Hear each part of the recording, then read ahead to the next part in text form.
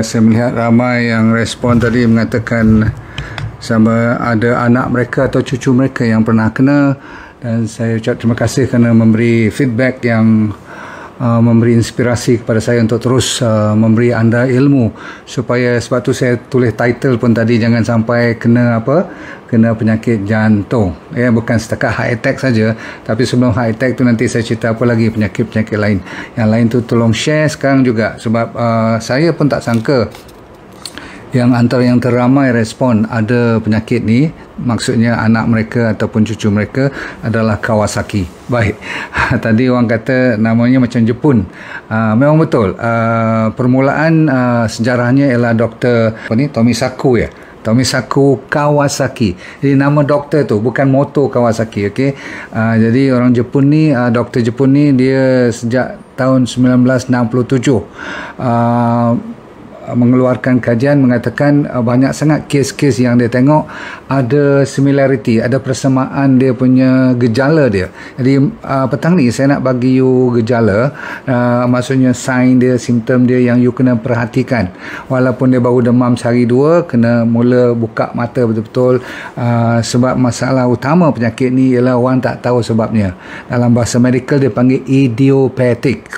Idiopathic ni maksudnya orang tak boleh bagi kenal pasti sebab bakteria ke, virus ke, ataupun masalah genetik ke, atau masalah autoimun. Sebab empat-empat ni semua mungkin memainkan peranan. Tapi yang kebelakangan ni ada kajian mengatakan ada masalah environment, masalah kanak-kanak ni terdedah kepada bahan-bahan yang toksik, bahan-bahan yang boleh menyebabkan dia macam, kan zaman sekarang ni banyak pesticide, banyak pewarna, banyak pengawet dan sebagainya. Maklum sajalah, kita belum tahu sampai ada orang kata daripada pemakanan, susu semua tu. Jadi itu masih lagi belum dikenal pasti. Apapun yang penting ialah anda kena dengar elok apa dia penyakit ni, dan macam mana dia boleh kita cepat orang kata detect dia, kita dapat kenal pasti lebih awal. Mula-mula sekali penyakit ni masih baru lagi, dalam 50 tahun, padahal dia dah 100 tahun lebih ada. Cuma dulu-dulu orang panggil nama lain, orang tak tahu nama apa. Dan bila Dr. Kawasaki ni betul-betul buat kajian, dia mengatakan pembuluh darah budak-budak ni yang bawah pada 5 tahun, anak-anak kita, cucu kita ni, kesian dia orang bawah 5 tahun je, tak kira berapa bulan pun, apabila dia attack bahagian muscular punya, bahagian otot-otot punya pembuluh darah, dan pembuluh darah yang dia pilih selalunya yang kecil dan sederhana, dia tak ambil yang terlalu besar. Faham? Tapi itu bukan kerja you. Yang penting untuk kita faham ialah dia ada dinamakan vasculitis. Maksudnya vessel, maksudnya pembuluh darah. Litis maksudnya ialah inflamasi. Jadi dia tahu-tahu dah ada radangan di dalam pembuluh darah. Dan nombor satu sekali ialah anda kena tahu dia punya gejala ada 7 atau 8 yang you kena check, tapi ada 5 atau 4 yang paling utama. Nombor 1, kalau tak ada demam, dia bukan Kawasaki. Ingat ni, saya kata ni, kalau terus keluar ruam saja tanpa demam, selalunya dia bukan Kawasaki nama penyakit ni. Okey. Nombor dah ada kopi tu, demam, dan demamnya selalunya kalau lebih daripada 4-5 hari. Dalam buku teks dia kata 5 hari, tapi bagi saya kalau 3-4 hari pun saya dah risau kalau cucu saya. Faham? So kalau diagnose, doktor tu nak bagi diagnosis, dia kena check berapa hari dah demam, ataupun dia dah jumpa tu dah 4 hari. Kalau besok masih lagi demam, itu dia dah mula kena buka dia punya radar cepat-cepat. Sebab apa? Kalau dicampur pula, nombor 2 ialah ada rash, ada ruam yang sama ada di mulut, ataupun bersamaan dengan di tapak tangan ataupun di tapak kaki, dan boleh juga di bahagian badan, tak kira di mana, tetapi lebih kerap berada di bahagian tengah, central rash. Ruam tu pula bukan ruam yang nipis-nipis, selalunya ruam tu agak tebal-tebal dan boleh nampak very clearly. Dia bukan samar-samar macam tu, very clear rash tu. Okey, saya ulang, kat mulut, kalau dah ada rash tu, kat tangan, selalunya kat tapak tangan dan tapak kaki dan bahagian badan, bahagian pertengahan. Boleh ikut tak sekarang?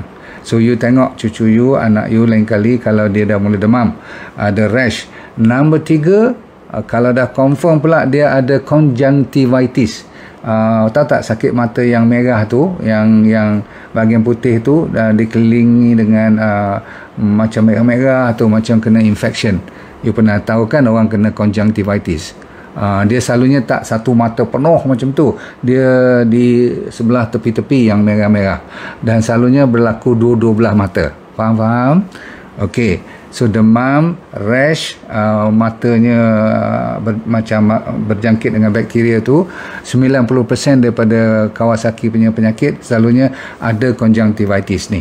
Okey, seterusnya nombor 4, dia ada lymph node, dia selalunya bahagian leher.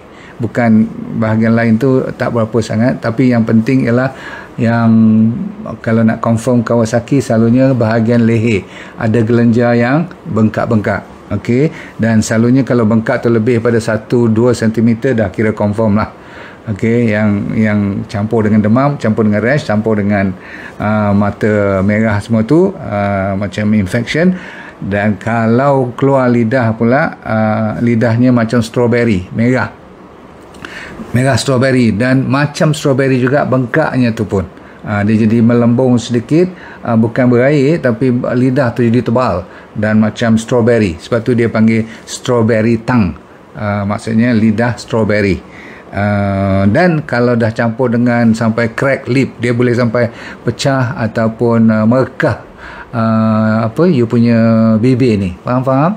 Okey, seterusnya juga bila dekat nak baik nanti, ataupun dia dah mula 4-5 hari ke atas tu, dia mula pecah ataupun melupas bahagian yang ada rashes tadi, terutama sekali bahagian kaki dan tangan.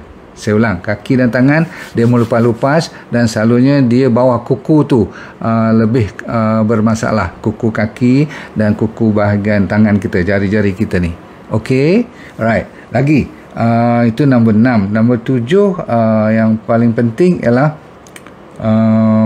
yang kita nak cerita hari ni lah. Sebelum saya lupa, berapa lama kalau penyakit ni tidak serius? Paling tinggi 10-12 hari. Dan kalau kata orang, kalau dibiar terus cuma jaga tak demam, masalahnya 5 hari pertama bagi ubat apa pun demamnya susah nak turun. Saya ulang, bagi ubat Panadol tak baik, bagi antibiotik pun boleh lah kurang sikit, tapi dia tak macam biasa. Kalau macam biasa kan, kalau bagi ubat demam dia turun kan. Yang ni asyik 38.5, kadang-kadang sampai 39. Ada tadi saya baca tu sampai seorang tu sampai 40 degree. Takut nanti jadi sawan pula kan. So you kena jaga betul-betul ni. So sebab tu kes macam ni, sebelum saya lupa nak cerita pasal jantung pula sekejap lagi. 2-3 hari je kalau you dengar cerita saya ni, anak kecil you ni, cucu yang comel-comel ni, tolong bawa pergi jumpa pediatrician, pergi jumpa pakar. Jangan jumpa bukanlah saya kata jangan jumpa doktor biasa, takut nanti dia kata demam biasa, cuma demam virus saja. Sebab yang ni, kes-kes ni kadang-kadang kita boleh confuse, macam budak kena sore throat, kena tonsil, kan kadang-kadang kita ingat dia kena macam yang lepas-lepas dia pernah kena kan. Tapi jangan, streptococcus punya infection semua tu pun macam ni juga, tetapi dia tak ada lah sampai 4-5 gejala. Baik, untuk menepati Kawasaki punya diagnosis, untuk kita label dia sebagai Kawasaki, dia mesti ada at least 4 daripada apa yang saya cerita tadi. Dan kenapa saya tinggalkan masalah jantung kemudian? Sebab jarang-jarang dia attack jantung dulu. Sebab apa? Dia perlukan waktu untuk dia sampai ke jantung. Dan apabila dia sampai ke jantung, memanglah doktor kena check juga. Dalam masa yang sama 3-4 hari tu pun, doktor-doktor yang pakar selalu dia buat echo. Tahu tak echocardiogram tu? Maksudnya tak boleh pakai dengar biasa saja, kena ada special echogram tu. Doktor kena tengok jantung tu masih normal, berapa degupan jantungnya, ada tak masalah dia punya pembuluh darah tu dah mula jadi belun tak, dia boleh membesar, belun maksudnya bengkak. Bila bengkak, you faham lah, ada kes kalau dibiar terus besok, kalau tak jaga betul, doktor tak bagi rawatan awal, dia boleh bengkak sehingga akan boleh jadi aneurism, bengkak macam belun, dan paling takut ialah dia boleh pecah. Dia rupture. Bila rupture, you faham lah, budak kecil pula tu kan. Baik. Ada satu lagi yang boleh menyebabkan disebabkan dia ada radangan di pembuluh darah dan dia suka juga kawasan jantung. Itu yang peliknya. Dia boleh pergi ke otak, dia boleh pergi ke tempat-tempat lain, tapi yang kita paling dengar cerita, dia suka pergi ke jantung. Coronary artery ni, dia ada yang besar, ada yang kecil. Jadi dia ambil yang kecil dan pertengahan, dia block. Bila block kawasan yang anda tahulah, macam kita kena atherosclerosis kan, orang dewasa kan, blok ada plak semua kan, macam tu juga dia jadi blood clot. Bila blood clot disebabkan oleh radangan di dalam pembuluh darah punya lapisan dalam tu, maka dia blok. Bila blok, macam heart attack lah, dan memang pun boleh kena heart attack. Sebab itulah kadang-kadang dia ganggu pula injap valve. Valve tu pula kalau dia diganggu, itu yang kena makan ubat jantung sampai dewasa. Kita tak nak lah anak kita daripada umur 4-5 tahun dah kena, memang aspirin kena ambil betul untuk sementara dia nak baik supaya tidak clot. Sebab tu you dengar cerita-cerita cucu I kena makan aspirin sampai setahun. Alhamdulillah, lepas tu dia dah sihat, sekarang dah umur 5 tahun. Dia kena umur berapa? 2 tahun dah kena, baru berjalan, baru taktis. Ada kes-kes tu baru nak lepas menyusu dah kena juga. Jadi tuan-tuan sekalian, kita kena prihatin dan kita kena cerita kepada mak-mak ataupun atuk-atuk yang jangan biarkan, especially mak bapak yang pergi kerja tu, kalau anak demam aja, kalau naik ruam aja, tolonglah, lebih pada 2 hari you kena kelang kabut sikit. Tak apa, kita buat kesalahan untuk orang kata take precaution or don't take chances. Saya dah ulang tadi, lebih pada 3-4 hari. Kalau textbook kata 5 hari baru nak kata Kawasaki, tak payah tunggu 5 hari. Okey, faham? So termasuk kalau ada masalah jantung tadi, kalau doktor dalam 5 hari pertama pun kadang-kadang dia boleh attack juga, kacau jantung kan. Jadi doktor kata jantung pun dah ada sikit lah, dah mula sentuh. Jadi setengah budak-budak tu dia ada edema pun sikit, kaki bengkak, ada komplain sakit tulang, arthritis, joint pain, macam virus pula. Dan ada setengah tu nausea, ada setengah sampai muntah, loya kan, budak-budak maklumlah. Dan you tengok dia selalu diarrhea, cirit-birit, ada sakit perut, sakit bawah ni lah, dada ni semua ni. Jadi kadang-kadang doktor tengok pun ada anemia sedikit. Tu kerja doktor. Yang penting ialah dia akan ambil darah, dia akan check dia punya ni lah, macam-macam, ESR lah, CRP lah, you tak perlu ingat semua ni, tapi doktor akan check sampai liver pun. Takut liver pun dah mula terganggu. Faham? Of course dia nak check platelet supaya tidak terlalu tinggi, takut nanti blood clot kan. Lepas tu white blood cell pun meningkat. Apa lagi, rawatan yang penting. Kalau bawah pada 10 hari tu masih lagi berpeluang besar untuk selamatkan daripada lebih teruk. Faham tak? Yang lebih teruk tu apa dia? Bukan rashes tu. Rashes tu akan hilang, mata yang merah tu akan hilang, lidah tu akan kempis balik, bengkak-bengkak semua tu akan nampak clear. Tapi peninggalan dia tu, kesan sampingannya tu, jadi jantung tu lah, sehingga kan degupan dah tak betul, pumping action dah mula lemah kan. Kalaupun dia tak kena heart attack, minta simpang lah, jangan sampai kena heart attack tu. Faham tak? Okey, baik, kita sekarang cerita apa yang doktor akan bagi secara macam orang kata wajib dia buat. Selalunya dia akan periksa semua dah siap, confirm Kawasaki, dia akan start secepat mungkin bagi aspirin yang mustahak, dia panggil baby dose. Ada baby dose, jangan risau. Doktor pun faham yang aspirin ni tak boleh bagi banyak-banyak, sebab kalau dos yang salah dan terlalu lama, doktor kena monitor betul-betul, takut apa nanti jadi perdarahan disebabkan oleh aspirin tu pula kan. Aspirin kan tak bagi clotting langsung, tapi insyaAllah aspirin untuk mengurangkan clotting dan dia juga mengurangkan radangan. Okey, yang lebih utama, ramai dah tahu siapa anak cucu yang kena, dia selalu bagi apa, dipanggil IVIG, intravenous, mesti dia bagi melalui IV kan, intravenous drip tu, baby punya tu, dia dripkan.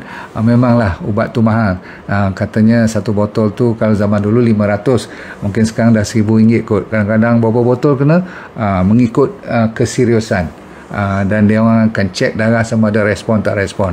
Mau tak mau pun, kalau zaman-zaman anda cerita kat saya tu adalah 10-12 ribu kan, sekarang maulah 20-30 ribu kot kalau private hospital. Tapi apapun, IVIG ni ialah immunoglobulin, ialah untuk melawan balik masalah apa yang dipanggil Kawasaki ni. Inilah jawapannya yang menyebabkan cepat turunnya you punya inflamasi.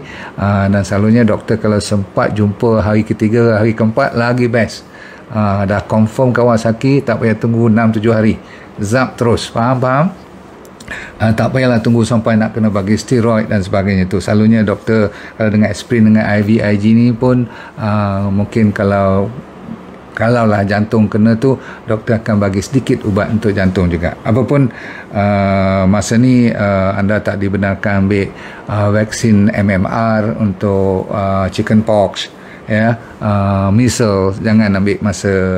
Doktor pun tahulah, kod nanti bila dia dah baik kan, saya kata 12 hari dia dah baik, dia dah balik rumah.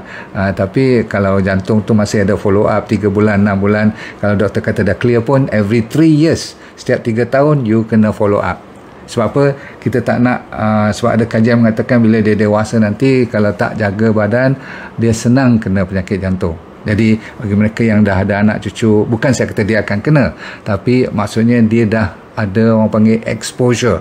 Faham? Maksudnya dia dah pernah diganggu jantungnya masa dia kanak-kanak, so bila dewasa lagi dia kena berjaga-jaga. Itu maksud saya. Jadi secara prevention, yang paling penting ialah gaya hidup dia.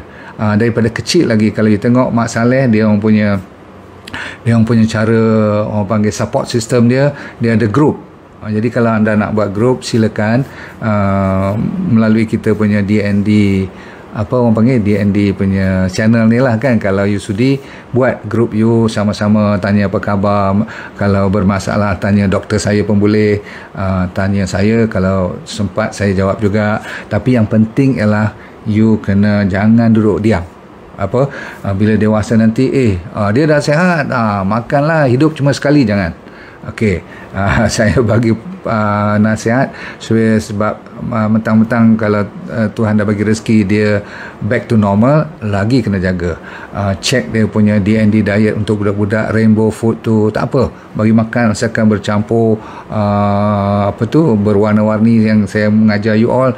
Jangan galakkan dia ambil gula, saya faham budak-budak kalau tak ada gula langsung macam tak hidup pula, tapi manjakan dia dengan benda-benda yang tak bergula. Jangan kita pula menjadi contoh yang makan kuih-kuih yang manis-manis. Sebab apa? Dia akan ikut kita. Maklumlah anak kita, cucu kita, betul tak? Kita memang sayang dia. Sebab kita sayang dia lah kita nak betulkan keadaan ni daripada sekarang. Bayangkan umur dia belasan tahun, dah pandai makan sayur, dah pandai makan ulam, dah pandai makan benda-benda yang rainbow color. Jadi cukup dulu. Kalau anda boleh dengar macam tu, saya ulang lagi sekali, jangan lupa kepada 6-7 tu.